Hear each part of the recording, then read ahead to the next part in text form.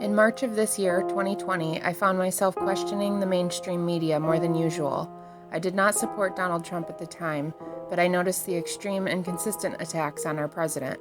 I began to research, and what I found was surprising, to say the least.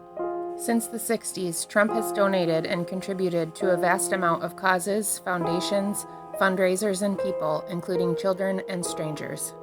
In 1966, while he attended Wharton School of the University of Pennsylvania, Trump assisted a man named Burt Lancaster in the creation of the Martin Luther King Jr. International Freedom Games. Donald's first notable project was less about renovating a building than helping the city rediscover its soul. The once great Commodore Hotel languished in a rundown neighborhood next to Grand Central Station. The hotel was sold to the one developer who showed that he had the kind of drive, backing, and imagination that would be necessary. They chose Donald Trump.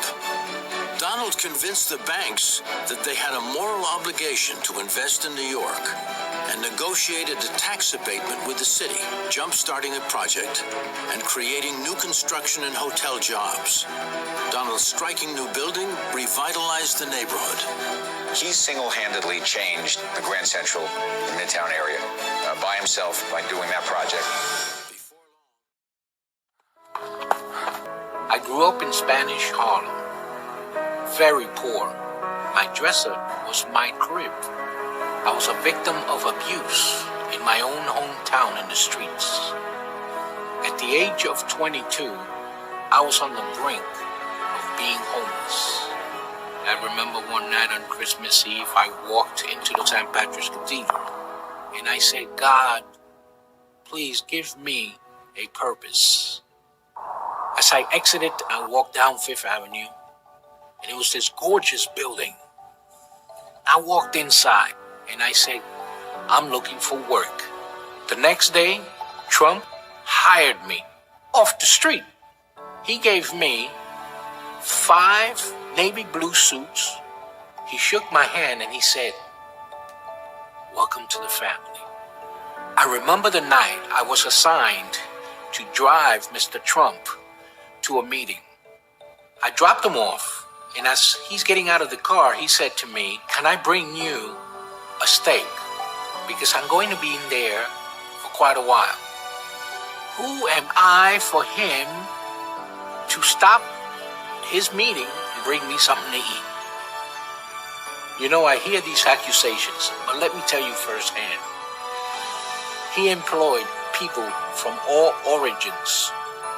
We were all treated like family. And I remember that, and I admired him for that. He put us all first. He once gave me a personal letter expressing just how proud he was of me. I never had a father,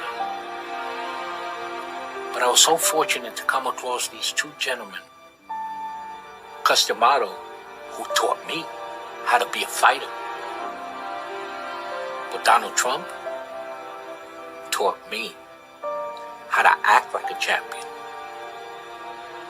Mr. Trump just didn't give me a job that Christmas Day.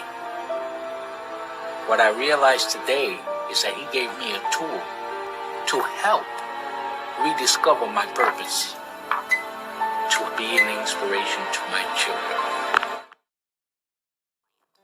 Everybody around the country found out about us and my father committing suicide to save the farm. And because of that, a man from New York reached out to help financially to try to save the farm. He never asked for anything. He just said it really touched his heart when he saw it in the media. So he said because of that, he just really wanted to help. We were very shocked and very appreciative of a man who was pretty much very famous and had lots of money would be interested in saving a poor Georgia farmer to help save his family farm that's been in his family for hundreds of years. What it meant to us going to New York to meet Donald Trump was a celebration. We met at breakfast to go over raising enough money to save most of the farm. And so we were there for like a burning of the deed ceremony. And so there was a picture of my mom and Donald and another man from Atlanta that was burning the deed of the debt. I think the biggest thing that I could say about him is most people haven't seen that he does have that kind side to him, giving side. That's the part that we, my family, see when we see him is the giving, kind-hearted side that most people don't see. They just mainly see the vocal side. Building in New York was not easy, but Donald was never more frustrated than watching the city waste 6 years and $13 million trying to rebuild Central Park's Wallman Ice Rink. Donald was astounded. It took him only 2 years to build Trump Tower. So he stepped in and took over the project. He finished in 3 months and under budget. He took over another city project, tied up in red tape since 1978. Donald transformed a landfill into a championship public golf course and saved the city millions.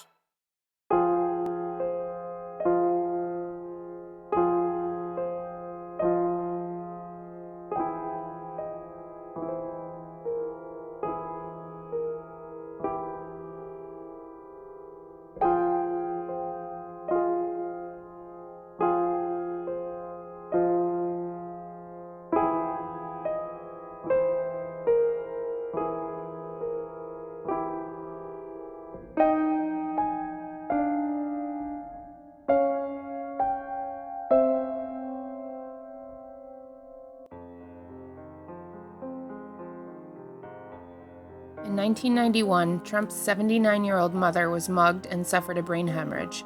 A man named Lawrence saw this happen and chased and captured the mugger. Trump thanked Lawrence by inviting him and his family to his hotel. He was offered a job and given a check which prevented the foreclosure of his home. Later that same year, witnessing a mugging himself, Trump ordered his driver to pull over. He got out and yelled at the man, scaring him away. In the late 90s, I was involved with a case called the East Side Rape case. The case was a serial rapist who at gunpoint raped and sodomized at least 16 victims. It was a terror campaign that went on for at least 3 years. This case still haunts me to this day. We were doing all we could to capture this rapist. I wanted to do a mailing in the community.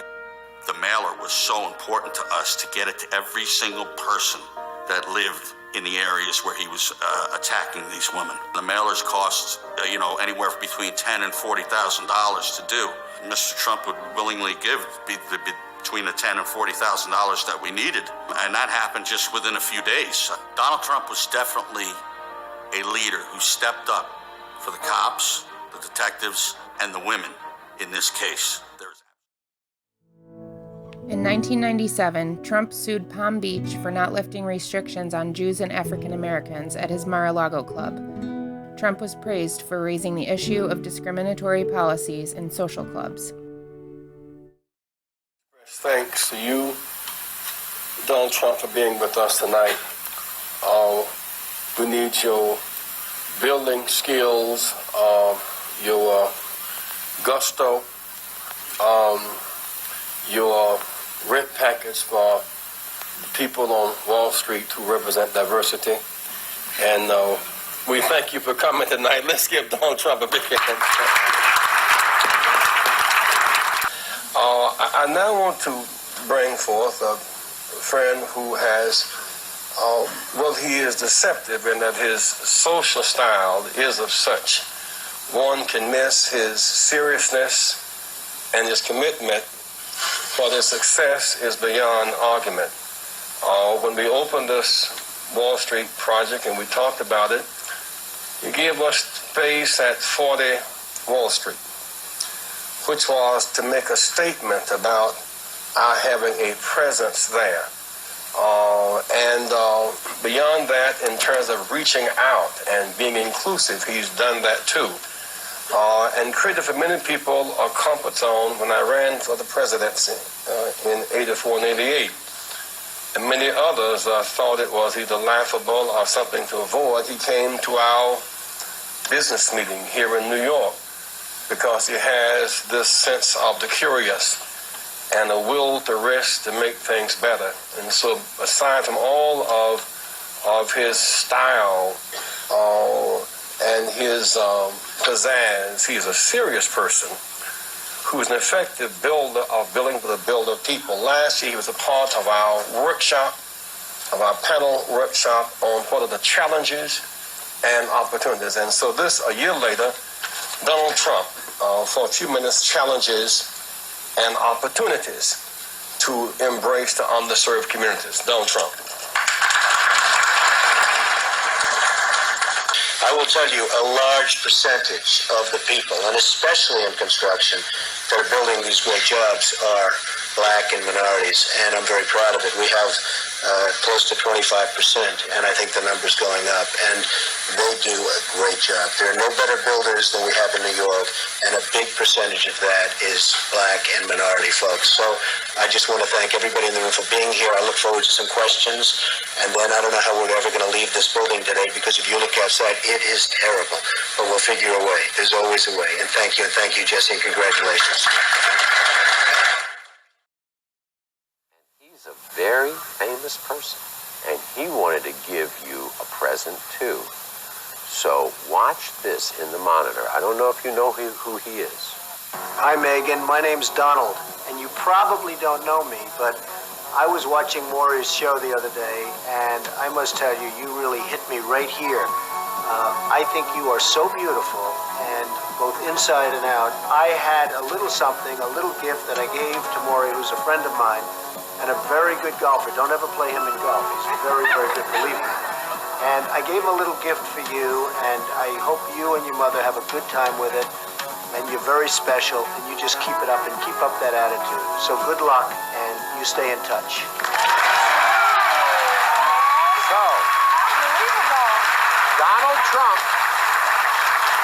Donald Trump, he has his name on more buildings in New York City than any other person. And besides that, he is one of the most generous people I know. And he wants you and your mom to have a very special check. And when we talk about Donald Trump, when he gives out checks, we're not talking chump change here. So, look at that. Do you know how much that's for? Did you get all those zeros right?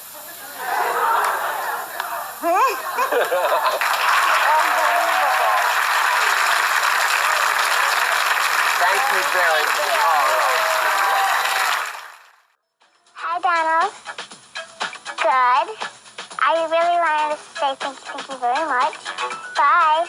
I told him that I thanked him, and he said, well, you're very welcome, and he told me to keep up the good work. So this year, I'm aiming for 100,000 to help kids with congenital heart defects and donation. And you want me to help you? You want me to help you, right? Come on, come here. What do I have? Come here. Okay, you give this to the people that you're working with. Say this. Okay? Okay, sir?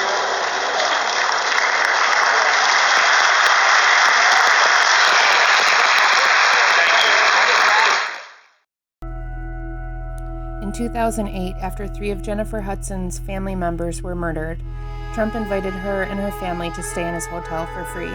When asked about it, Trump said, "They are safe, she's a great girl, and we're protecting them well." Over the years, Donald has created tens of thousands of new jobs, many of them for women. When I was building my building on Park Avenue, and he was building the Trump Tower, he had the first female construction superintendent on the job. When he made me general manager 9 years ago, there were only 3 female general managers of 5-star hotels in the whole of North America. Someone stole my bike out of my parents' garage. I have said a little prayer for my bike. I also ask God to help someone to make the right decision. I love my God, I love my family, I love my bike. His passionate plea became a viral sensation. In fact, it was even heard by Donald Trump, who is back here with us. And also here is 10-year-old Cully Larson. Hi, Cully, welcome. Hi. So, You know who this guy is right here? Donald Trump. Yeah, that's right. That's my guy. Yeah, that's my guy. And I loved, he said, I prayed for my bike. And I said, when he prays for his bike, we have to come through. And now Donald Trump enters the picture. Donald, you saw it on TV. You called us and said... Who did I call? Do you remember? Yeah, you called me. I actually called Steve. I think you were away. But I called Steve and I said, I just saw the nicest guy on television and his bike was stolen and you knew about the report. And I said, let's get him a new bike. Get him a beauty. Tell him to pick a better bike. Donald is known as the man with the golden touch. So Donald said, okay, what are we going to do now? And I said, Donald, you can do anything. And he said, I want to do something to help people in these tough times.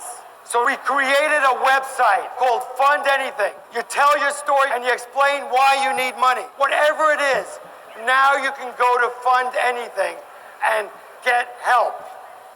It's going to start right now with Donald's generosity. Many of the people are in trouble and they need help. We're giving out 3 major awards today, and we'll be announcing them now. In addition to that, we're going to be giving 10 checks for $5,000 apiece to some of the people that are in this massive audience. Let's play James Reimer's video, please. I'm James Reimer. I'm from British Columbia. I was born with cystic fibrosis. 2 years ago, I had to come to Toronto to get a double lung transplant. About a year later, my lungs started to fail again. My campaign is to raise money for my second transplant, and we're hoping to raise $10,000 to pay for living expenses here in Toronto. Unfortunately, James could not be here today because he's in the ICU waiting for his transplant. But his wife, Adina, is here. Could she come up, please? Adina was asking for $10,000, and we're giving you $40,000. Okay? Thank you. Our next Fund Anything campaign, Jenny Delafranco. Hi, I'm Jenny Delafranca. I'm a mom of 4. I'm a New York State certified teacher and the owner of Bubble Learning. I opened up Bubble Learning in 2008 and business was growing steadily. Unfortunately, Hurricane Sandy hit and my community was completely devastated. I'm looking to raise $7,000 to buy new inventory, expand my class offerings, as well as throw a huge all-weekend event for the families of my community. My business was hit hard by Hurricane Sandy, and so was my community, and I need your help. Thank you. This is a dream come true. I can't thank you enough for all the opportunities this has brought for me and my community and my business. This is so very exciting. Congratulations. Thank you. And Jenny was looking for $7,000, and we gave her $15,000. Okay? It's our pleasure. It's our pleasure. Let's learn about Celeste Buckingham's dream. All is fair in love and war, but all I do is love you more. My name is Celeste Buckingham, and I'm super excited to be part of this project where I get to work with you on some of the great things we have planned this year. Once again, really, really appreciate all your help. Thank you so much. I'm really excited for the future. We've got a lot coming your way, and I hope you like what you hear. Thank you so much. Congratulations. We've given Celeste, here's your suitcase of money. Congratulations, and we're giving you $25,000 to start you off on your dream. Congratulations, Celeste. Okay, everybody, so what we did is we picked a few people that I just saw at random. So perhaps the gentleman can come up here that we just brought down, and we're gonna give him a check for $5,000. Jose Morales. I grew up in the slums, in the ghetto, and I worked hard. I have my own company now, and I want to expand and show the kids if you work hard, legitimately, you can make it in life. Good luck. Okay? Let's go. He learned about Clyde Frazier Jr., who ran the Harlem Hoops tournament in the inner city and was killed in the 9/11 attacks, and he searched down the family, and he donated the money to keep that tournament going. Example after example like that of just generosity that never made it into the public's eye. What did you learn, Mika? I learned that Donald Trump, again, He's a nice guy. he's a really nice guy. Yeah. And he gave a wonderful donation to the Global Medical Relief Fund. My daughter's having a fundraiser. She worked there. Thank you. Did he give you $100,000 like he gave Axelrod? No. No, it was not that. Yeah, but it was really, really nice of him. Thank you. Now, it was 4 nights ago that we first told this story, and since then it's gone around the world, even prompting Donald Trump to open up his checkbook. And just hours ago, he told me why. Well, I was watching the news, and it became a big story on the news, and I watched a man walk by this girl who was in serious distress, like nothing was going on, and then I watched somebody else walk by, like absolutely nothing was wrong or nothing was happening. And then I saw Darnell stop his bus loaded up with children and people and so beautifully walk over and so calmly and convince this woman who was in serious trouble to get off the bridge. I thought it was so beautiful to see. I think he's a great guy. I think he has an amazing heart. And I said, that man should be rewarded. I don't know if Darnell needs money. I hope he doesn't need money. But he should be rewarded for what he did. And frankly, I'm very honored to help him out. I'm really glad that when my number was called, I was able to perform. Donald did help out Sergeant Tamarisi. He sent him money to help him jumpstart his life. Sergeant Tamarisi rotted in a Mexican prison for 214 days. President Obama wouldn't even pick up the phone to help. And it wasn't, though, just Donald Trump who helped. Many of you, the on-the-record viewers, also stepped up. You signed petitions, you made phone calls, you tweeted and posted on Facebook. It just goes to show we can all get things done if we all work together. And it was my honor to help that U.S. Marine. It was the moment that Donald Trump calls the most beautiful of his campaign so far. A former beauty contestant suffering from a terminal illness came to his rally in Wisconsin to thank him for his support. Roll tape. I received from you a handwritten letter that said, "To the bravest woman I know." And I remember that. Yeah, I remember that. Just an amazing woman. And are you coming along okay? No, sir, but that's okay, because I'm here right now to thank you in person, and that was my biggest dream. Well, that young woman, Melissa Young, joins us now. Melissa, welcome to the program. It's great to have you with us. That was quite a journey for me. It was about a 2.5-hour drive, and have been in the hospital. But it was really, really important for me to go, and hopefully, I was just praying that I could thank him in person. But either way, I wanted just to support him. I met him in 2005 when I competed in the Miss USA pageant representing the state of Wisconsin. He had greeted me, calling me Miss Personality. And then years later, I'm now ill, been fighting really hard for my life. And years later, he reached out to me when he heard the news. And in the hospital, had sent me just letters and signed photos and just saying, "Stay brave, and you're the strongest woman I know," and really got me through a lot of these tough times, especially coming from someone I have looked up to my entire life. And then I wrote him a letter to thank him and explaining to him how he changed my life. He is the kindest man I have ever met. I think he has a heart of gold, but he is the most generous, kind man, and he does so many things that he does not talk about, like what he has done for my son. He doesn't toot his own horn when it comes to a lot of things. He does these beautiful things like he has done for me, these kind gestures, without ever speaking of them. And so I'm so thankful that I was able to share that.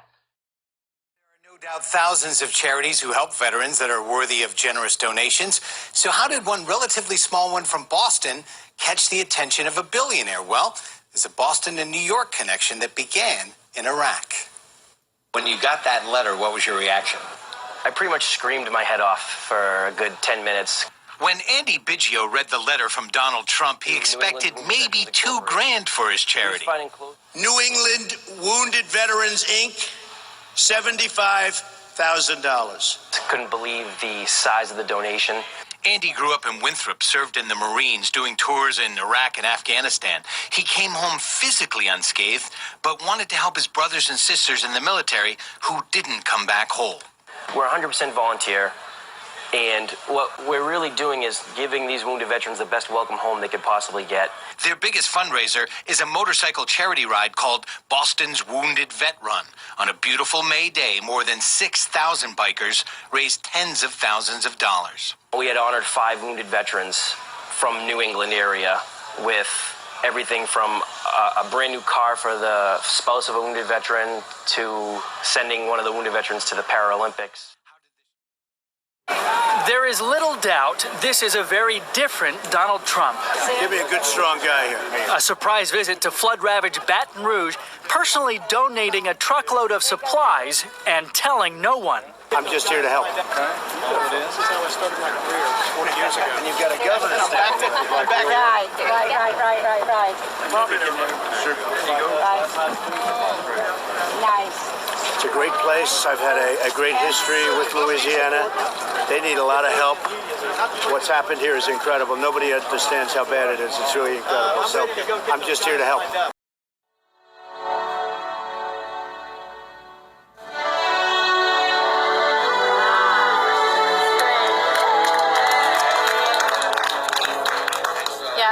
There's a lot of support out there. And I think it's actually been growing just by the amount of waves and honks and messages that I'm receiving from people I've never heard from before. Able to give us a lot of honks. Yeah, so it's been very loving, very supportive. This is a great station. Well, as Women for Trump, we wanted to come out today and help those that have been affected by the floods in North Carolina. As a Louisiana resident, no one knows truly the devastation better than we do, and we're just happy to be a part of this, come out, help those, especially the children and the women who are suffering and who have been affected by this storm. And I have to laugh to keep from crying because, you know, the first thing I want to do, my instinct is, okay, well, how can we do this? How can we fix it? That's right. And I don't have no money to be fixing all of this here, but I love how the community has come together. Love y'all. I love y'all, okay? Hey, Pumpkin, how you doing, okay?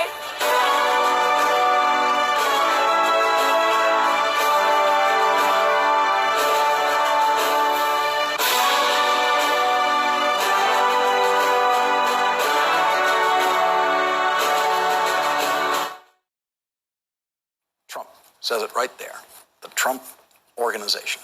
Imagine my surprise when I opened this hand-delivered envelope to discover not another threat to sue me, but a check from Donald Trump for the Kind Fund for $10,000 with a handwritten note on the check stub saying, "Lawrence, very good work on this. Best wishes, Donald." Now, I haven't talked to Donald Trump about this, so I'm just guessing that because the check is dated last Friday, that he probably wrote it the day after we had Victor Chinyama on the show talking about how he helped me deliver that first classroom of desks in Malawi 5 years ago, and how Victor helped create our partnership with UNICEF for kids in need of desks that has now delivered hundreds of thousands of desks to Malawi schools and has provided hundreds of scholarships for girls to attend high school in Malawi, where the high school graduation rate for girls is half the graduation rate for boys. 24-year-old Shane Bouvet volunteered for the Trump campaign and showed us the yellow ticket to the inauguration that the new president autographed for him. I'm a blue-collar guy. There's probably about 800 people in my small town. We're losing jobs. Shane is a FedEx driver and actually met with Trump backstage at Thursday night's inaugural concert at the Lincoln Memorial. This video shows Trump calling Shane's dad back home in Illinois. You just take care of yourself, guys. If I can do something, you let me know, okay? Shane can't believe what Trump did next. He goes, "Shane, I'm going to do something special for you. I'm going to give you $10,000. And my dad's fighting cancer, and he wanted to lift that burden and make it easier for my family." A story about our new president that this witness to history will remember forever. He's Shane Bouvet. He worked an overnight shift to support his children, and he campaigned for President Trump during the campaign. This while fighting an expensive custody battle, and he's also taking care of a father suffering from cancer. I got a call from one of Trump's staff members, and they called me and said, hey, Donald Trump read the Washington Post and was inspired by it, and he'd like to talk to you. Well, I started stuttering because I'm like, oh, Donald Trump, my hero, So I was just so blessed with that. And she goes, I'm going to do something better for you. I'm going to get you some VIP tickets, and Trump would like to have you at the welcome ceremony. So I started walking in the white tent, and they all started clapping, and I felt God's presence in there. I really did. And and Donald Trump is the most genuine, humble, caring person I've ever met in my life. And I owe everything to him. He did a lot for my dad, who's battling cancer. And he leaned over and said, write him a check for $10,000. And wow, I just can't thank him enough. He spoke with my dad, and wow, my dad was just so happy. He gave him that extra fight, during this battle, So, like I said, when I met Donald Trump, I felt God's presence in that tent. I really did. In 2016, Donald Trump made his historic run for the office of United States President. Knowing the monumental task he would be undertaking, he rested all of his hopes for winning on one woman. Because of that trust, he became the 45th President of the United States, and Kellyanne Conway became the first woman in U.S. history to manage a winning presidential campaign. This president has been a champion for women, mostly because he speaks to them as if they can handle and tackle all issues. I don't want a job because of my gender. I want the job because I'm the best person for that position. That's it. And he respects that. And he appreciates hard work. You can't ask for anything better, especially in a boss. President Trump continues to place strong women into significant positions throughout his administration and campaign, far more than any other president in U.S. history. That he has had and does have more women on his top team than any president before, but it actually goes down to his deputy assistants, to his special assistants, to our awesome teams throughout the West Wing. And when he called me and said, I want you to represent my entire campaign, I became the first Black woman to represent a Republican presidential campaign, winning presidential campaign in United States history. Throughout his career, Trump has always touted family first as a core value. He shows this especially with his choices of press secretaries, choosing Sarah Sanders, the first mother to become a press secretary, Stephanie Grisham, the first single mother to serve as press secretary, and Kayleigh McEnany, who transitioned into the job while also transitioning into the job of mom. I have 4 children. Kellyanne Conway has 4 children. Ivanka has, I think between all the senior staff women, we might have 75 kids. I'm not sure. We've lost count, but the importance of the work is never lost on any of us. And truly, it is those children that we are fighting for and for their future. With these capable women placed in positions of powerful influence and authority, President Trump has proven that when the stakes are highest, he is proud to entrust many of our nation's most crucial jobs to women. The number of dedicated, amazing, brilliant, relentless women that are dedicated to the country and to the president and to preserving the American dream is one of the greatest, if not the greatest things I'll ever be a part of.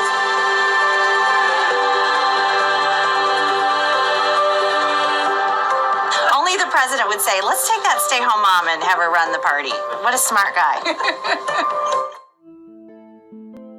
The night of Trump's inauguration, there was an exorcism of the White House, and afterwards, Trump was given a statue and a rosary. Trump often invites pastors and worship leaders to the White House and asks for their prayers. Trump wrote an executive order to protect religious freedoms and another one to tackle anti-Semitism on campus. When President Trump took office, he changed everything. He delivered historic funding to HBCUs, and he guaranteed it for 10 years, something that's never happened in the history of this country. That gave our HBCUs stability, the chance to grow, and produce the next generation of Black leaders. In fact, our children will grow up in a nation of miracles. But to achieve this future, we must enrich the mind and the souls of every American child. Education is the civil rights issue of our time. I am calling upon members of both parties to pass an education bill that funds school choice for disadvantaged youth, including millions of African American and Latino children. These families should be free to choose the public, private, charter, magnet, religious, or homeschool that is right for them.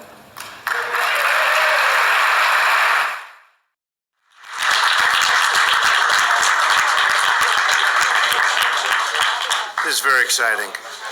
So yesterday I said that our spending bill was a win for the American people, which is exactly what it was, an amazing day. And this is what winning for young children and kids from all over the country looks like.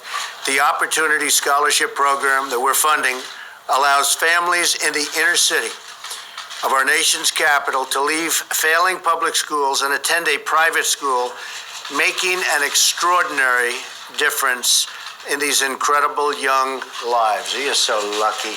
Huh? Great. You happy about it? Huh? And today I'm calling on all lawmakers to work with us to help extend school choice to millions more children all across the United States of America, including millions of low-income Hispanic and African American children who deserve the same chance as every other child in America to live out their dreams and fill up their hearts and be educated at the top level. He reauthorized the Perkins Act, funding $1.2 billion in support of education programs and job training for students, and a bill which makes significant changes to federal education law itself. And what about the First Step Act? That's a law that allows prisoners who believe they have unfairly long sentences to have their sentences reviewed. And since President Trump signed that act, 1,000 people have benefited. 90% have been black men. They've had their sentences reduced an average of almost 70 months. The Senate tonight taking bipartisan action on something substantial, overwhelmingly passing a major prison reform bill. The First Step Act eases federal sentencing for nonviolent offenders, aims to reduce repeat offending, and expands early release programs. Did he say bipartisan?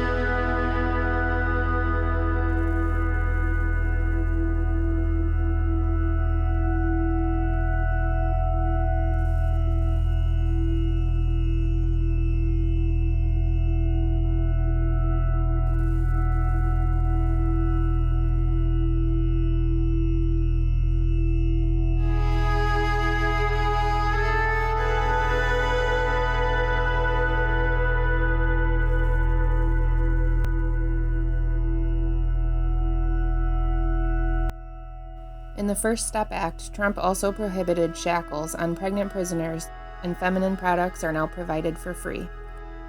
He introduced the Ready to Work initiative, which helps released offenders successfully secure employment. Story, Alice Johnson, a free woman tonight after a grant of clemency from President Trump after 22 years that she spent in a federal prison for charges related to drug possession and money laundering. How did you feel when you woke up in your house this morning? I felt wonderful. Thank you so much, President Trump, for taking the time to really look at my case and to really look at me.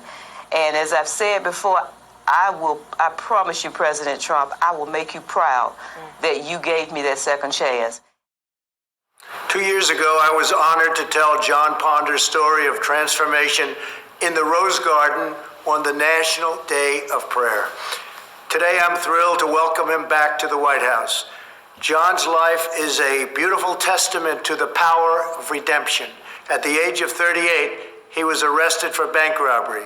While John was in prison, he began reading the Bible and listening to Christian radio. One day he heard Reverend Billy Graham on the radio proclaim, "Jesus wants to be Lord of your life." On that day, John dedicated his life to Christ. In the last 10 years since John was released, he has created one of the most successful reentry programs, Hope for Prisoners in Las Vegas. I was led to speak there earlier this year. As John says, Hope for Prisoners is a movement that began as a dream in a tiny prison cell and is now making a difference in the lives of thousands, truly bringing hope that there is an opportunity and a community that is waiting and willing to offer them a second chance. John, we honor your devotion to showing returning citizens that they are not forgotten. We believe that each person is made by God for a purpose. I will continue to give all Americans, including former inmates, the best chance to build a new life and achieve their own American dream, and a great American dream it is. So now I'd like to invite John's wife, Jamie, to join us as I grant John, I'm not sure you know this, a full pardon. So I don't know if you know that, Jamie. Come on over here. It's just an honor. And you have done incredible work. Thank you, sir. And all of Las Vegas and all of Nevada and all of every place in this country is very proud of you, the job you've done. Okay. I think I'll give it to Jamie. What do you think?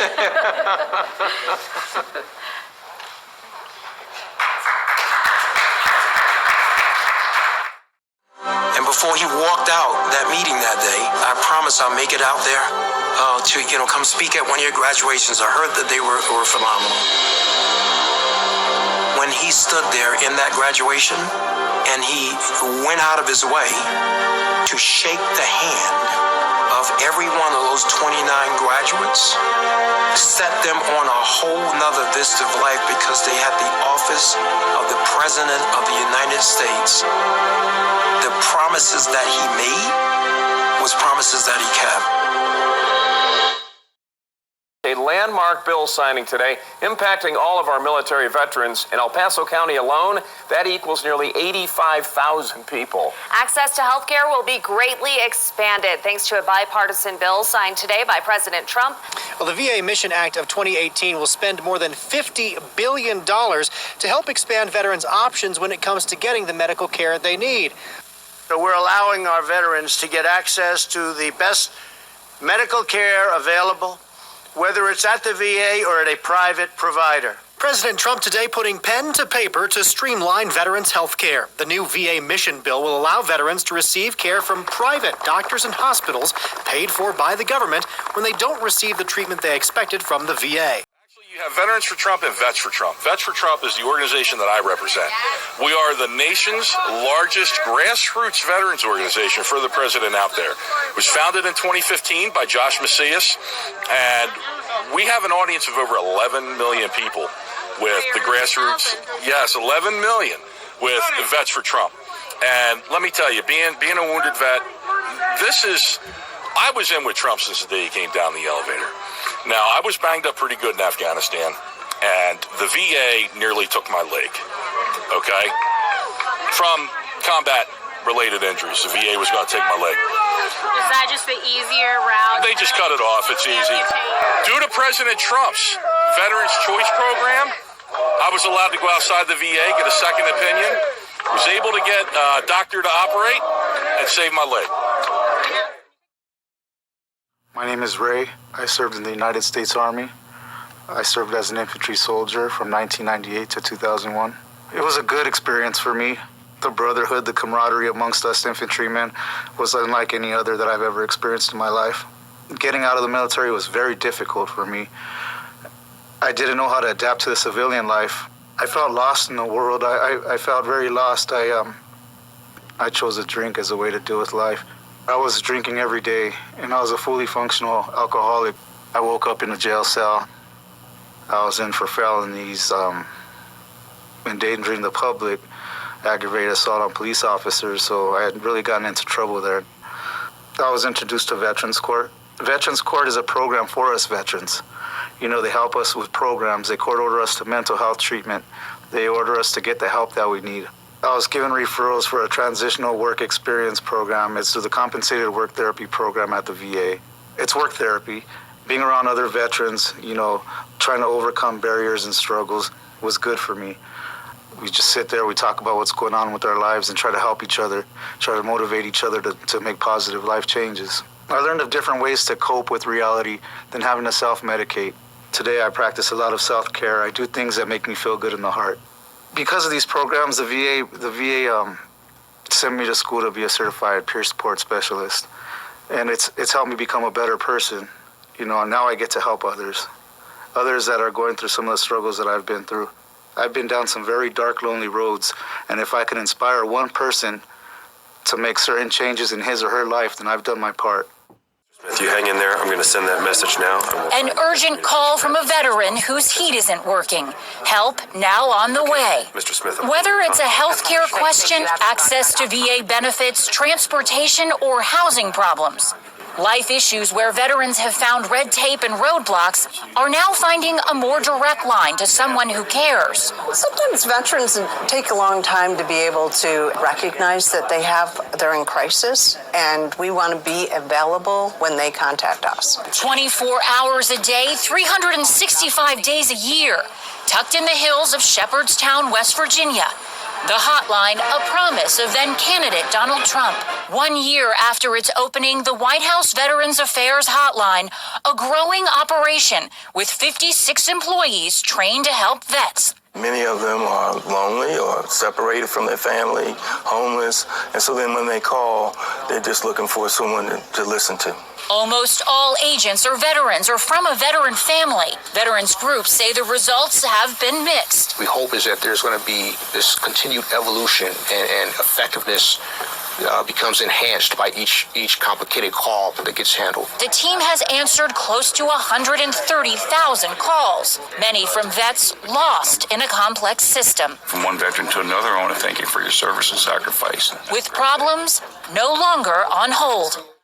As you know, the unemployment rate among military spouses, of whom more than 90% are women, is estimated to be 4 times higher than the unemployment rate that I just spoke of. But we are going to change that, and we're working with states across the country to encourage them to remove licensing barriers so that spouses who work in careers such as teaching, nursing, and law, many others also, can get a job in their profession no matter where they move. And in just a moment, I will take executive action to promote military spouse hiring across the federal government. Military spouses have already shown the utmost devotion to our nation, and we want to show you our devotion in return. When you are strong, your families are strong, and America thrives. Thank you, God bless you, and God bless America. President Trump will sign the 9/11 compensation fund bill into law, meaning the health care for first responders, survivors, and their families will be funded permanently, a fight led many years by Jon Stewart. And today, I'm joined by James Steiner, a 9/11 community advocate, and Dan Noonan, a 9/11 survivor. So guys, thank you so much for being here. When this passed and the Senate floor erupted with applause, what were you thinking? I was thinking, exhale. Yeah. Finally. Yes. I mean, it's done. Great joy, great jubilation. Finally, after all these years, the 9/11 community, all those thousands of folks who responded to those toxins on the pile, now we have health care and compensation. It was all wonderful just a few minutes ago. Yes. Great joy. Yes. I will say that there's a tremendous sense of relief in the 9/11 community now that this bill is permanent, and first responders who are sick and dying will no longer have to walk the halls of Congress and beg for the compensation they deserve. I mean, Barish McGarry Law Firm represents over 15,000 members in the 9/11 community, and not a day goes by where we don't lose a client to a 9/11 related illness, and it's really heartbreaking. Wow. I know the FDNY, which I'm a former member of, we have hit last week our 200th member who passed of 9/11 related illnesses. And I think just to remind people, okay, 343 firefighters died in 9/11. And as you just said, 200 have died since because of the illnesses related to the tragedy. Yeah. That's wild. It's incredible. And the PD, I believe, the NYPD is at 221. So these numbers are staggering. And the amount of folks who are currently in hospice care, who are very, very ill, is still enormous. Already to date, there are over 50,000 people who have been certified by the World Trade Center Health Program as having a 9/11 related illness. Over 13,000 of those people have been certified with a 9/11 related cancer. And these are insidious cancers that are absolutely destroying people's lives. It's terrible. So it's like the burden's gone, but the fight for your life continues, really. Kimberly, the burden is gone. Every few years, here we are pushing our brothers and sisters in wheelchairs, fellow first responders, knocking on the door of these of all folks in Congress and trying to advocate for us. Yeah. This is over now. Yeah. Brave troops have now been fighting in the Middle East for almost 19 years. In Afghanistan and Iraq, nearly 7,000 American heroes have given their lives. More than 52,000 Americans have been badly wounded. We have spent more than $7 trillion in fighting wars in the Middle East. As a candidate for president, I loudly pledged a new approach. Great nations do not fight endless wars.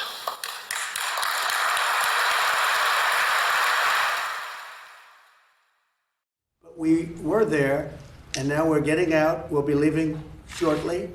We're very happy with the relationship that we've developed over the last couple of years. I thought before that, frankly, the United States was being taken advantage of, but we're going to be leaving, and hopefully we're going to be leaving a country that can defend itself. Giving women a seat at the table could bring more peace to our world, says South Dakota Congresswoman. President Trump recently signed a legislation calling for more participation of women in international affairs. An effort spearheaded by South Dakota Congresswoman Kristi Noem requires the administration to increase the role of women in peace treaties and conflict resolutions.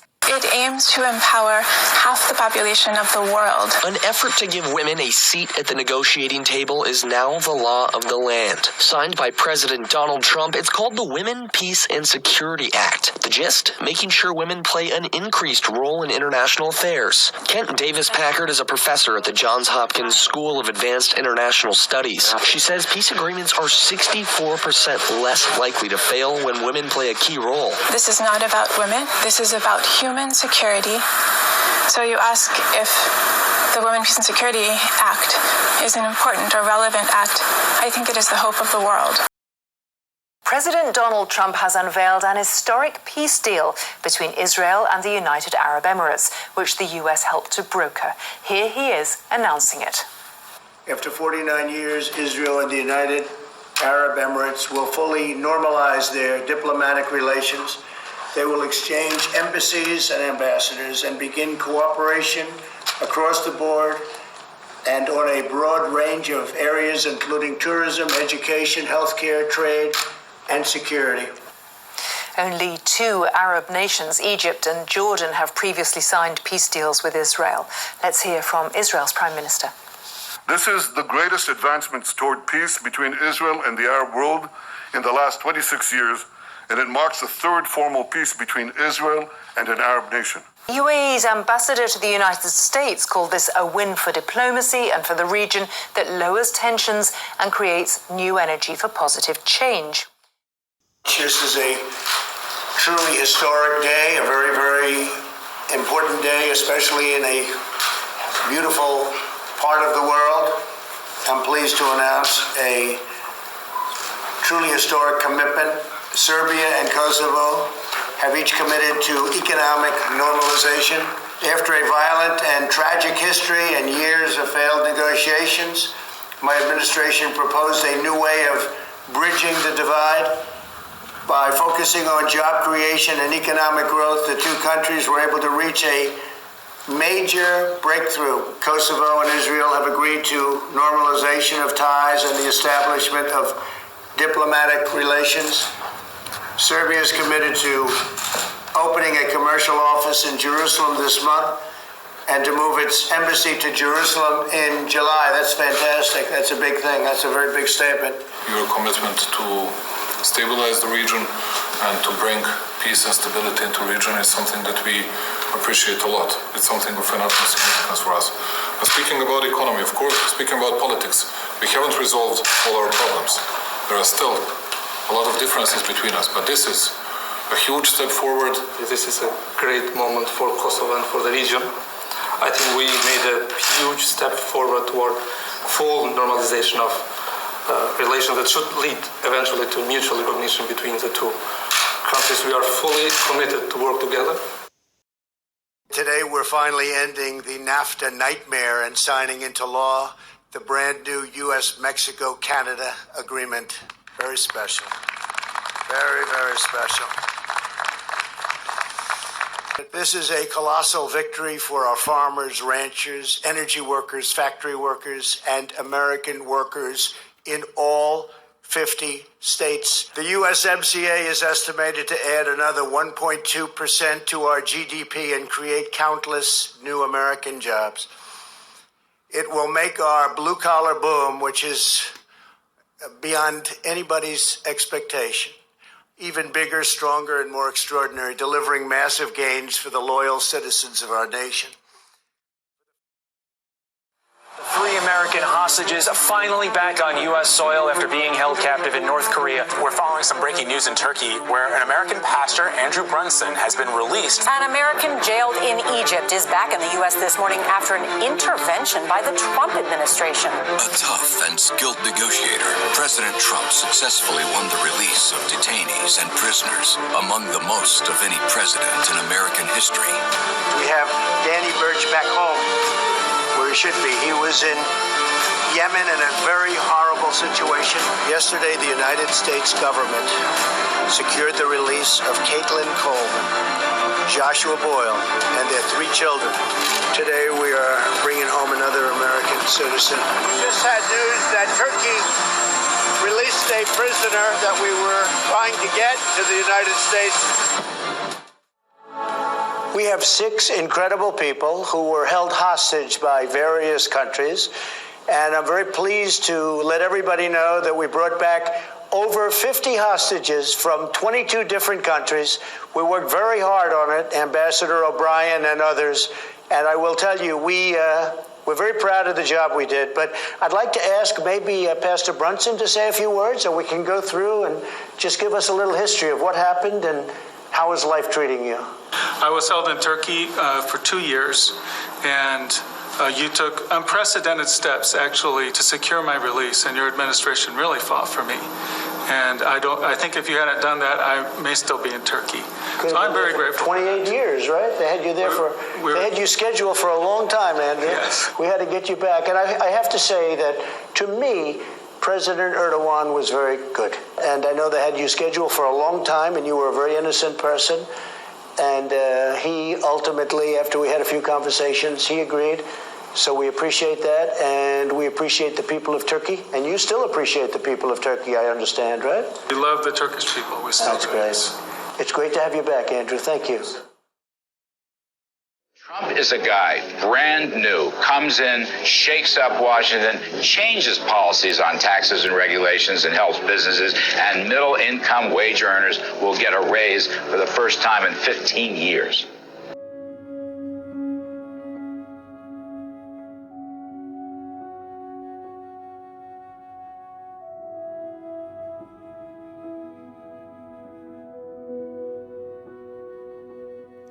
The president also built the most inclusive economy ever, with record low unemployment for African Americans and record high participation in the workforce. He put opportunity zones in the Trump tax bill that would drive investment into our communities for decades to come. I think I have to, by law, take $1, so I'll take $1 a year, but I don't even know what it is. Do you know what the salary is? $400,000 you're giving I'm not up. going to take the salary. I'm not taking it. Trump's promise to take no salary is one of the most widely read promises that we monitor. And we can report Trump kept his word. Now, Trump was not the first U.S. president to say no thank you to his paycheck. George Washington initially tried to refuse his $25,000 salary, but Congress refused to go along with it. They said the president needed to be paid to avoid bribery from outside interests. More recently, John F. Kennedy and Herbert Hoover donated their salaries to charity. Trump was able to keep his promise through a similar pattern, accept the money, but donate it right away to a federal government program. The news of which government agency would receive a quarter of Trump's annual salary became a recurring bit at White House press briefings, with giant checks and smiling agency leaders on hand to accept them. Sometimes it was personal. Trump donated his third quarter salary for 2018 to the National Institute on Alcohol Abuse and Alcoholism. This was significant because Trump's older brother, Fred Jr., died after struggling from alcoholism in 1981. Some very good news for the people of Flint. The EPA awarding Flint $100 million in a grant. That money will be used to support plans to replace damaged pipes and also work to improve water quality overall. The city hoping to replace 6,000 pipes this year alone. In the meantime, water testing showing dramatic improvements in the quality of water. Those tests done just last month. Both the governor and the mayor of Flint issuing statements essentially saying this is a game changer for the future of Flint. You may remember Flint's mayor recently meeting with President Trump while he visited Michigan last week. As she said, she explained to the president the need for funding, the hope that the government money would become available. Additional funding and support would help further nutrition and education programs right here in Flint. This bipartisan legislation is as sweeping as the land it will affect. 1.3 million acres newly designated as wilderness, meaning it's undeveloped now and must remain so. It expands well-known national parks like Joshua Tree and Death Valley in California.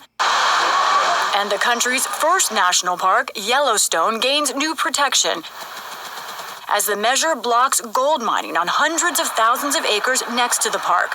What some see as the biggest game changer is making permanent the Land and Water Conservation Fund, the largest federal conservation program used in nearly every state. I want to congratulate every member of Congress, and you're really a special group, to be here today and passing this important legislation. This law will give countless Americans the chance to enjoy the natural wonders of our country as we uphold our responsibility to protect the beauty and glory of God's creation for generations to come. And I'll now sign this bill into law in honor of a very, very great man. Everybody that knew him said the same thing. There's a greatness there that you don't see very often. The most important piece of conservation legislation in over 50 years for our great country. Only one president has gotten that done, and that is you. Today, you will sign into law the Great American Outdoors Act, which will be the single largest investment in America's national parks and public lands in the history of this country. Every year, over 8 million tons of garbage is dumped into our beautiful oceans by many countries of the world. That includes China, that includes Japan, that includes many, many countries. This waste, trash, and debris harms not only marine life, but also fishermen, coastal economies along America's vast stretches. Previous administrations did absolutely nothing to take on the foreign countries responsible. We've already notified most of them, and we've notified them very strongly. The Save Our Seas Act will help address this problem by extending the marine debris program for 5 additional years. We also are strengthening that up to improve waste management overseas and clean up our nation's water. We will boost the federal government's response to oceans waste by authorizing the National Oceanic and Atmospheric Administration to declare severe marine debris events, which happen all the time. The president touted his accomplishments when it comes to the environment and conservation. On stage today, he signed a moratorium for offshore drilling for the Gulf Coast, the Atlantic coast of Florida, and all the way up to South Carolina. I'm Jay O'Brien reporting. That executive order the president signed today extends the moratorium on drilling in the Gulf Coast of Florida for 10 years. It also extends the ban to Florida's Atlantic coast as well, and the coasts of Georgia and South Carolina. Northwest Florida Congressman Matt Gaetz applauded the move today, saying in part, quote, "This is an enormous victory for all Floridians who can now rest assured that their homes and livelihood are safe from the disastrous consequences of offshore oil drilling. Mr. President, it is a great birthday present, not only for me, but for all of agriculture, to give the producers, the ranchers and farmers across America the peace of mind going forward. They can make their plans in 2019, make their blenders and bankers proud of what they can plan for. The underpinning of the safety net of crop insurance, those kind of things, is a big deal for agriculture. It's a big deal for the U.S. economy, the ag economy, for food security, and for national security. The affinity and affection you have for our farmers and ranchers, and I think it's because you know them to be builders as well. They take the risk of their hands every day, every year, putting that seed in the ground, their faith and their optimism, their hope. Look at these young people in these FFA jackets out here, understanding the optimism they have for the great story of American agriculture. I am proud to be U.S. Department of Secretary of Agriculture Sonny Perdue, and I am delighted to work on behalf of the farmers and ranchers. I'm delighted to work for you, Mr. President, because you understand their heart, and this bill goes a long way. Thank you, folks, for passing a great bill. We're going to do our best to implement that bill as you've intended. Thank you, and God bless you. Thank you. Meanwhile, some animal abusers can now be charged with federal crimes because today President Trump signed a new law aimed at targeting people who torture animals and post videos of the horror online. Now, in our state, animal cruelty is already a felony, punishable by 10 years in prison. Washington reporter Trevor Shirley shows us right now how this helps law enforcement. The Protecting Animals Against Cruelty and Torture, or PACT Act, is now law and gives the feds power to go after some animal abusers. Any other type of animal cruelty has not been banned on the federal level. That's what the PACT Act will do. It's prevalent enough for the U.S. Congress to care and for President Trump to sign this into law. With President Trump's signature, the law becomes immediately enforceable. President Trump today signed 2 drug prices bills that provide more transparency to patients on the out-of-pocket costs for prescription drugs. The Know the Lowest Price Act and the Patients' Right to Know Drug Prices Act are intended to curb the rising costs of prescription drugs. The bills prevent health care plans from stopping a pharmacist from telling a consumer when paying cash would be cheaper than using insurance. Right to try bill. It passed Congress. The president will sign it. You'll be there for it. What do we need to know about this legislation? So think about this. Imagine that you went to your doctor's office today and were given a terminal diagnosis. You have a terminal disease that you're going to die from, for which there is no cure. Now imagine getting the same diagnosis, but then finding out that there is a promising cure for that disease that is in clinical trials right now, but you can't get access to it because the federal government is blocking your way.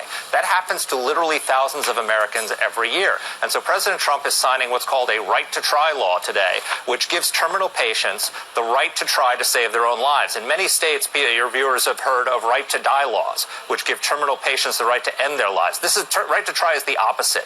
It basically says that if you have tried every FDA-approved treatment and have exhausted all those options, and there's an experimental treatment that your doctor recommends for you, you don't have to go to the federal government and beg them for the right to try that. And for most people, that's an absolute no-brainer. And good for President Trump for signing it.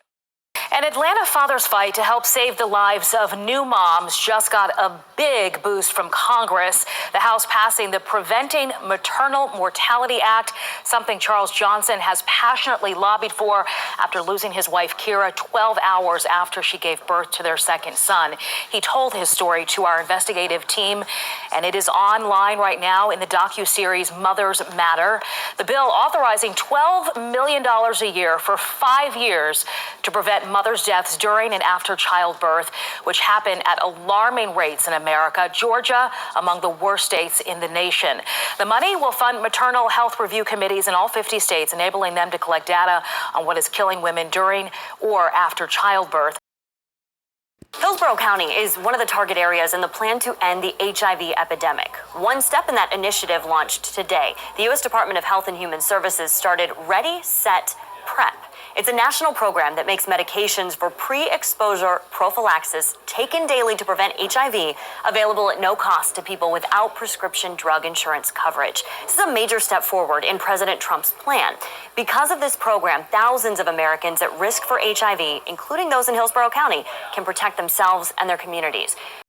A major commitment to fighting childhood cancer. This week, President Trump signed what's called the STAR Act to expand funding for childhood cancer research and to help with quality of life for cancer patients undergoing treatment. Listen to this. More than 10,000 children here in the United States were diagnosed with cancer in the last year alone. Here with us right now is cancer survivor and advocate Sadie Keller, who you saw in that video looking over the president's shoulder as he signed the bill. Also here's one of the sponsors of the STAR Act, Texas Congressman Mike McCall. Thanks to you. Thanks to you for joining us. So, Sadie, how does it feel? The President of the United States signs into law this really important legislation that has an impact on kids like you. It just makes me feel just so amazing and just happy because I know that this law will help so many more kids survive, and that's like one of my goals is to just help more kids with cancer. Congressman, tell us about this legislation, why you decided to get involved. Well, I met Sadie 3 years ago. She's in remission right now, and we've been, she's really the best advocate on the Hill. They could say no to me, members of Congress, when I brought Sadie into their offices. She and the countless advocates and other children got this bill to where we got it on Tuesday to be signed into law. It's the most comprehensive childhood cancer bill ever passed by Congress. It will do so much for survivors like Sadie, treatment, access, and research. It's called the STAR Act.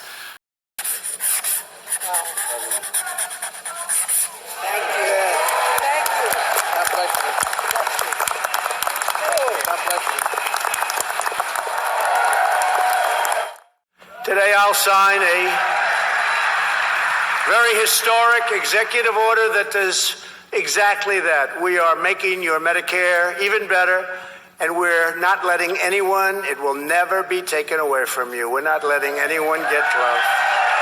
This order is the latest step in my administration's drive to ensure the world's best health care for all Americans. Together, we're creating a health care system that protects vulnerable patients, makes health care more affordable, gives you more choice and control, and delivers the high-quality care Americans deserve.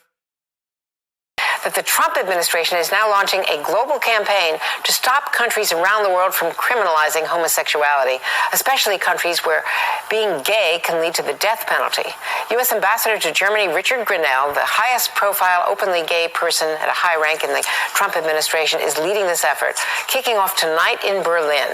It is aimed initially at Iran, which reportedly executed a young gay man recently. Andrea, here in Berlin tonight, Rick Grenell will be kicking off this campaign that involves a lot of other U.S. embassies as well as the State Department's bureau that deals with human rights issues to try to get countries that still outlaw homosexuality to change their laws. What led to this? Well, one major thing was the reported recent hanging of a young gay man in Iran, something that U.S. officials found to be quite disturbing, and they wanted to take action against this. My name is Rick Grenell. I'm America's first openly gay cabinet member. The fact that I'm gay didn't even faze Donald Trump. I know firsthand that President Trump is the strongest ally that gay Americans have ever had in the White House. Donald Trump is the first president in American history to be pro-gay marriage from his first day in office. President Trump knew I was gay when he appointed me to one of the most prestigious and powerful ambassadorships in the world. As ambassador to Germany, President Trump fully supported our fight to crush the homophobic and barbaric Islamic terrorist organization Hezbollah and the Iranian regime that supports them. President Trump began a historic campaign to decriminalize homosexuality around the globe at the United Nations, where he publicly challenged the 69 countries who make being gay a crime to change their laws. My administration is working with other nations to stop criminalizing of homosexuality. President Trump is the most pro-gay president in American history. I give this address from the majestic rock spires of Shiprock, Sabet I, or Rock with Wings as known by our Dene people. It is here as well that many of our ancestral leaders sought to govern and lead a nation within a nation. They sought to lead their people into the promises of a better way of life for their children's children. It is also where they have not been as successful as the rest of America. Our First Nations people, the host people of the land, We are still here. Our Creator placed us here and knew for such a time as this, we would have an opportunity for an appeal to heaven. You see, our people have never been invited into the American dream. We, for years, fought congressional battles with past congressmen and senators that were part of a broken system that ignored us. That is, until President Trump took office. President Trump delivered the largest financial funding package ever to Indian country. The $8 billion in CARES Act funding to Indian country was a great start in alleviating the devastating effects that the COVID-19 pandemic has inflicted on our Indian tribes. The Navajo Nation once led the nation in per capita positive cases because of the health disparities that previous administrations failed to improve. Whenever we meet with President Trump, he has always made it a priority to repair the relationship with our federal family. Recently, President Trump signed the first ever presidential proclamation officially recognizing missing and murdered American Indians and Alaska Natives. He established a task force called Operation Lady Justice to address the problem. The president also provided $273 million to improve public safety and support victims of crime in the Native American community. As a result, a cold case office was recently opened on the Gila River Indian community. The president has reactivated the White House Council on Native American Affairs to promote economic development and rural prosperity in Indian country. President Trump also strengthened the Supreme Court by nominating strong conservative judges like Neil Gorsuch, who supports Native American rights.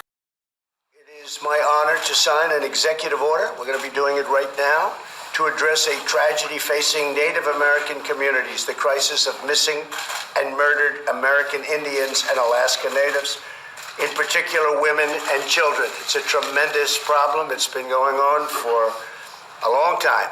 The victims and their families deserve action, and this should have happened many years ago.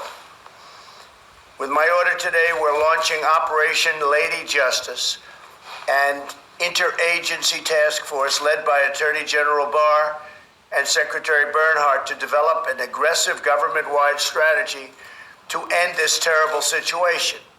The Department of Justice will also be issuing grants to improve safety in Native American communities. We will leverage every resource we have to bring safety to our tribal communities, and we will not waver in this mission. This is only the latest action my administration has taken to support American Indians and Alaska Natives. I signed legislation restoring benefits that were unfairly taken away from Alaska Natives serving in Vietnam. In March, I launched an initiative to improve the health and safety of children in the care of Indian Health Service. And in September, we hosted the first ever National Tribal Broadband Summit.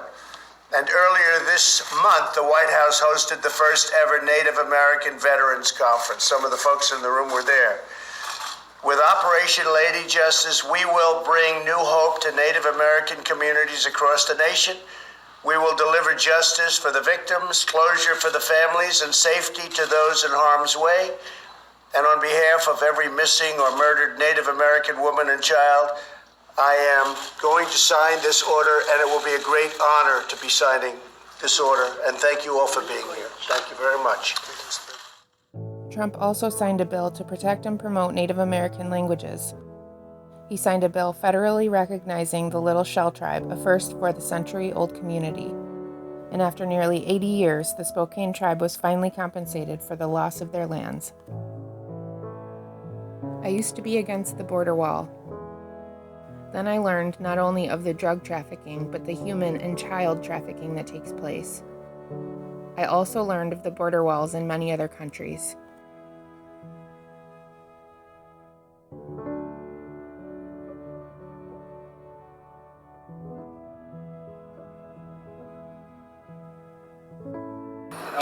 There's a number of the 12,000 children, 2,000 are with the parents, and 10,000 came up with some really horrible people in some cases. You have the coyotes, you have the traffickers, the human traffickers, not only drug traffickers, but you have the human traffickers. And They use these children as passports to get into the country. There's been a lot of these child exploitation arrests. There's nothing. Well, you're seeing it because we have whole groups of people, the Border Patrol and ICE, they're specifically going after this. So when we arrest them, it's a report. Before they didn't arrest anybody, they let it just go on. We've stopped a lot of the trafficking, but the trafficking's a terrible thing. It's a world crime. It's all over the world at a level that nobody would believe. It's so shocking when you see the kind of numbers. And they traffic in women and children, and these are bad people. It's a great feeling to have closed up the border. Now people come in, if they come in through merit, if they come in legally, but they don't come in like they used to. And human trafficking is, I think we're down 96% or something. It's been incredible. If you call 911 here, it takes an hour or hour and a half for the sheriff to get here. So how do we protect ourselves? We pack guns. I have a gun with me everywhere I go. We live in a no man's land. We live in an area controlled by the Sinaloa cartel. All the mountains back here, we've seen cartel scouts all around us. In fact, they may be watching us now. The whole situation as it is, with a 25-mile gap between the two sections of wall, one in Nogales and one in Sassabee, means that the cartel has free access to the United States. The cartel scouts on the mountains, the Border Patrol never sees them because the cartel scouts on the mountains can see the Border Patrol 10, 15 miles away. There's this horror story after horror story, and one of the most horrible is that a old-time coyote told a group of people, we think about 40, that he could just charge them a little money and he could get them into the country. They got near the international boundary. They looked up on a ridge, and there were guys horseback with guns. And it was cartel guys. They came down, raped the women over and over and over again for 7 to 10 days. They beat the heck out of the guys, and they took and cut the fingers and thumbs off of the old-time coyote. Highlighting the horrors undocumented women are facing at America's southern border. The New York Times spoke to several women who were victims of human trafficking once they crossed the border. Many of the women come from Central and South America and are trusting traffickers to get them to the United States safely. So joining us now is the author of that article, Houston Bureau Chief for the New York Times, Manny Fernandez. Thank you very much for joining us, Manny. It's a great article in that you sort of map out the overall problem, but then you give us the individual stories of these women. You spoke to dozens of women in your report. Describe to us what they told you about their journey once they arrived in the U.S., because I think what is different about Manny's story is he's not just talking about being victims of traffickers in Mexico. Right. He's talking about once they get to the U.S. and they think they're going to be safe, they're still vulnerable. Well, yeah, thank you for having me. Yeah, I mean, that was, if there was any, theme to the story, it's this idea that this is not a problem that happens on foreign soil. This is a problem that happens on the border in Texas and the other border states. And the women, they sort of described this this very surreal and otherworldly, experience that they have, where they are. They are paying a series of coyotes, who are the smugglers. That's the shorthand nickname for the smugglers, the coyotes. And they're paying a series of different coyotes to get them across the border. And some of those coyotes hold up their end of the bargain, and others use their power to basically manipulate the women and just sort of take advantage of them and exploit them. And the idea is, I have power over you, and I'm going to have my way, and this will happen suddenly. It could be, planned for a day or two, and it's happened out in the outdoors of the brush in South Texas, or it happens inside of a stash house. in Arizona. It sort of happens in many different ways. President Trump has signed 9 pieces of legislation to combat human trafficking, beginning his very first month in office. These address international trafficking, harsher penalties for traffickers, funding for victims, states and victims' rights to fight online sex trafficking, other countries' standards, and online human and child sex trafficking. His first month in office, he released the following human trafficking awareness ad. The signs are everywhere. Sometimes you just have to take a second look. Human trafficking is modern-day slavery, and it happens in our own communities.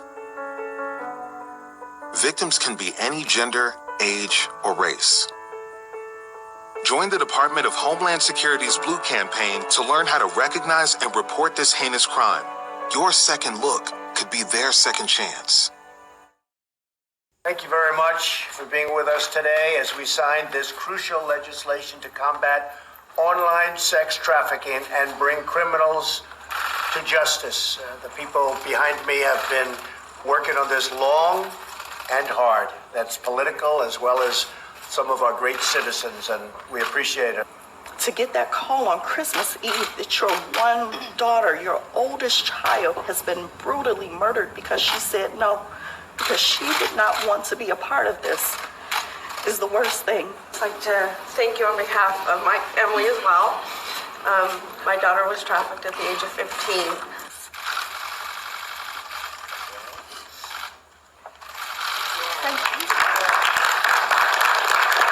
Well, I want to thank everybody. This is my great honor, and I will say the political people around the desk, of every one of them, Democrat and Republican, have worked very hard. And it was surprisingly difficult. You would think it would be easy, but it was much more difficult than any of us would have assumed. I guess people have reasons, but I personally don't understand those reasons. It should not have been as hard, and it shouldn't have taken as long. It's been many years in the making. So, on behalf of everybody, and just in honor of your daughter and all of the folks behind me, I want to thank you, and I want to really congratulate you. This is a great piece of legislation. It's going to make a tremendous difference. Yes. Thank you very much. So much, Mr. President. We have some extra pens. We're here to talk about human trafficking, to combat the scourge of human trafficking. And human trafficking is a disaster. Human smugglers, how bad is that? Human smuggling. The absolutely horrific practice of human trafficking, battling the scourge of human trafficking, to support the victims and survivors and to hold traffickers accountable. Well, a local counselor says Backpage.com was one of the most widely used websites to solicit child and adult prostitution, and she calls its shutdown a game changer.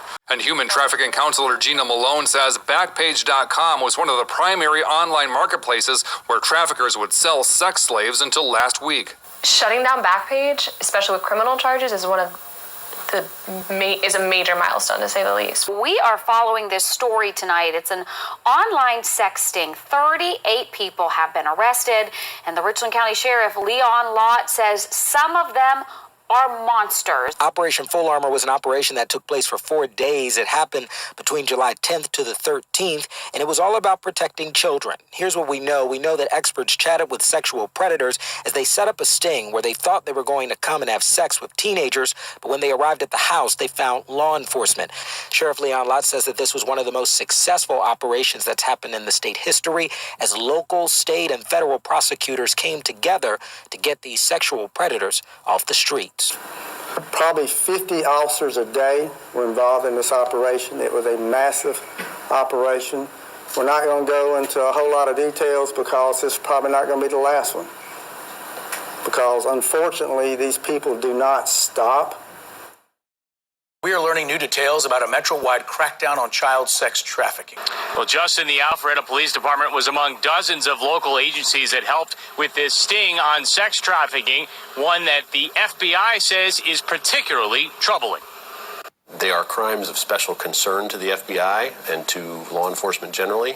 Crimes Assistant Special Agent in charge of the Atlanta FBI office, Matt Alcoke, says target the most fragile in our population. Because the victims are so vulnerable as children, and because the offenders could be from just about any walk of life, from a gang member all the way up to someone who's very highly successful and wealthy. Alcoke says this past month, his agents worked hand in hand with local police across 6 metro counties to put a dent in sex trafficking of Georgia's kids. Police identified or rescued nearly 150 kids, including one as young as 3. And the operation resulted in nearly 160 people charged. More than 200 people are facing charges for a human trafficking sting in Polk County. News Channel 8's Melissa Marino joining us live tonight from Polk County with that story. Melissa. Well, here inside the sheriff's office, this sign really kind of shows it all. 277 people busted. That's the most we have ever arrested in one operation in the history of the sheriff's office. Sheriff Grady Judd tells us more than 200 suspects drove to Polk County from all over Florida and beyond. Alabama, California, Delaware, Georgia, Louisiana, Michigan, Missouri, New Jersey, New York, North Carolina, Oregon, Tennessee, Texas, and Virginia. All looking for one thing. Sex sells. It's the most powerful thing in the world, and it brings down kingdoms. Those busted in Operation No Tricks, No Treats include doctors, lawyers, military, even law enforcement. We caught one of our own sergeants. We are absolutely, unequivocally embarrassed, but this is a clear indication everybody's held accountable. Well, these silhouettes symbolize the 5 human trafficking victims that the sheriff's office potentially found. They are being offered counseling and other services.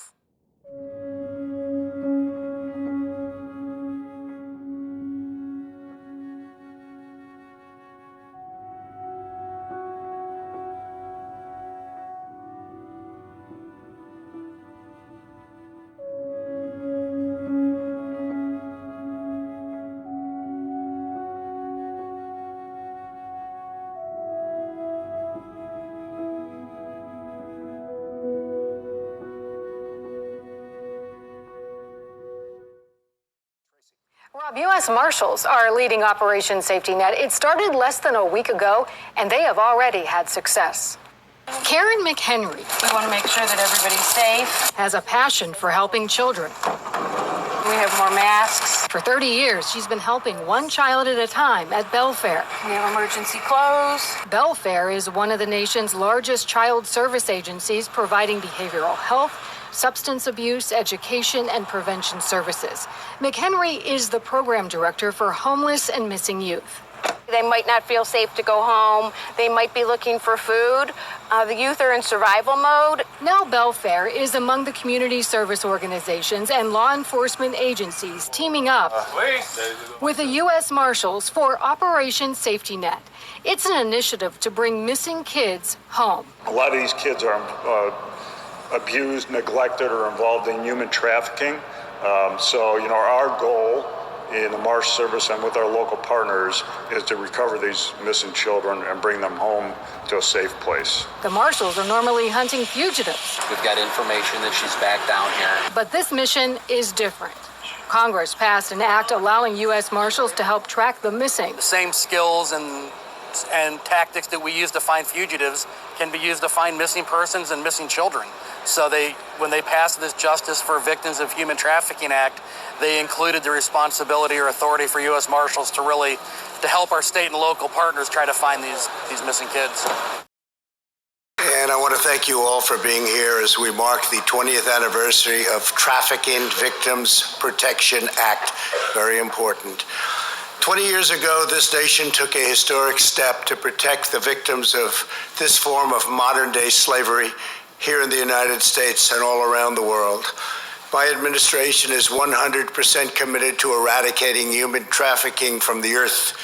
An estimated 25 million people around the world today are being held captive, manipulated, and abused by human traffickers. In 2018 alone, the National Human Trafficking Hotline identified over 23,000 human trafficking victims in the United States. 65% of these victims were women. More than 1 in 5 were children.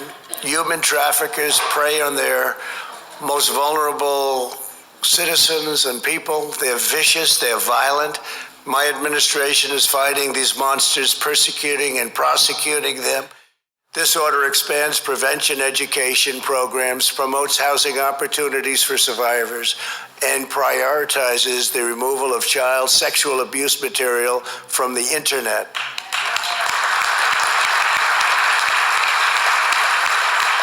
And furthermore, it takes the vital step of designating a full-time position here at the White House dedicated solely to combating human trafficking, so people know how important it is.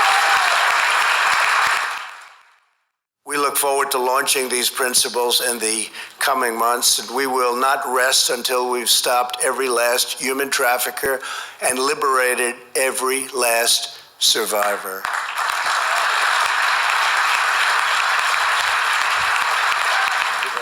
Thank you. See you. Great job.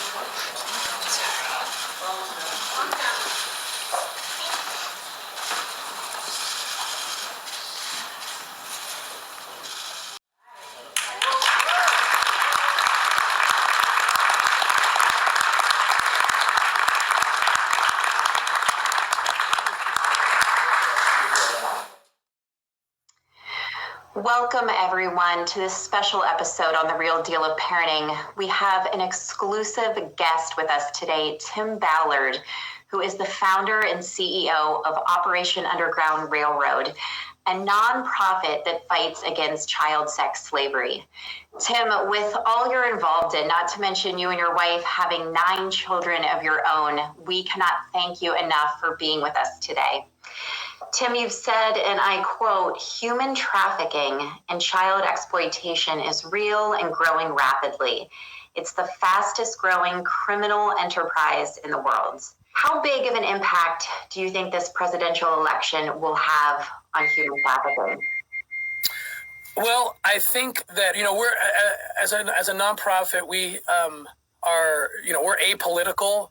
We try to stay nonpartisan, but we do speak out, whatever the truth is, and it's a weird world we live in. I was asked to go brief the president last year, and believe it or not, Reagan, and I would have run the same speed to any president of any party if they wanted to know about human trafficking.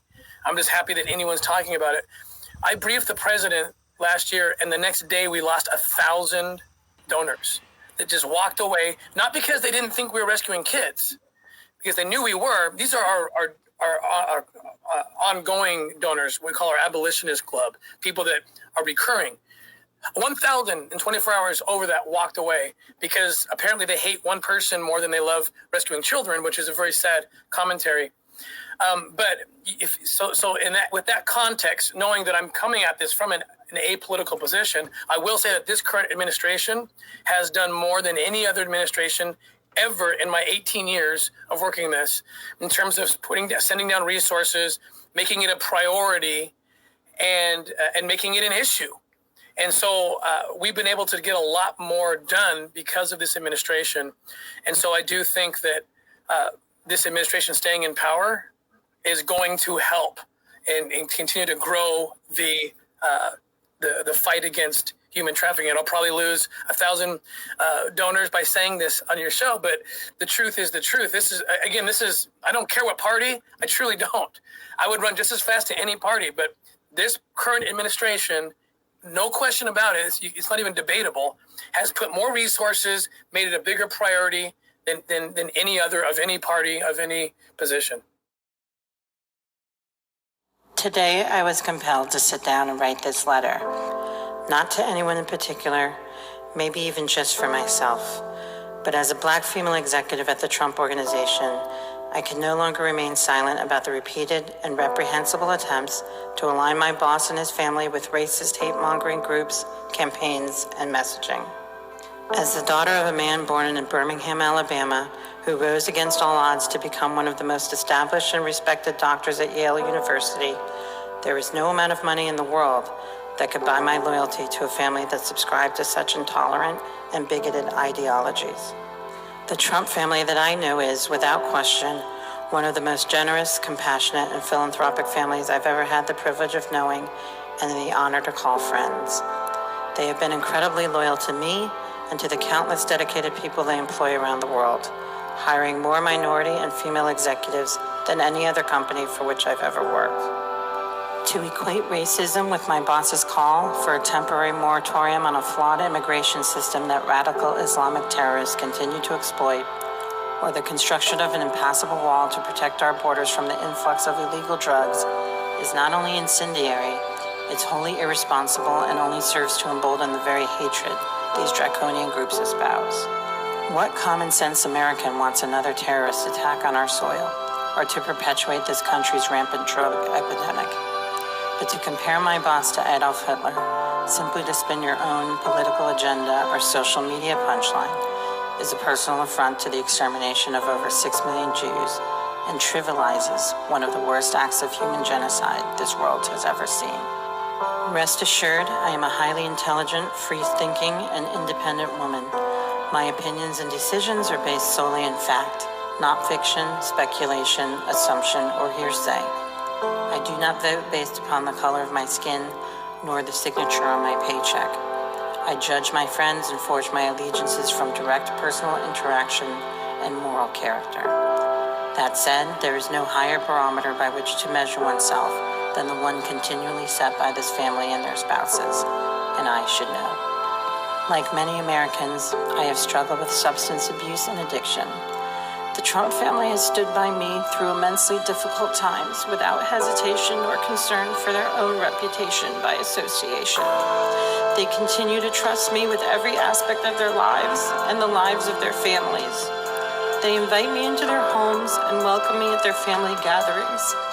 For the past 6 years, I have held an executive position as it pertains to the distribution of their charitable funds, and they have charged me to identify worthy and altruistic missions.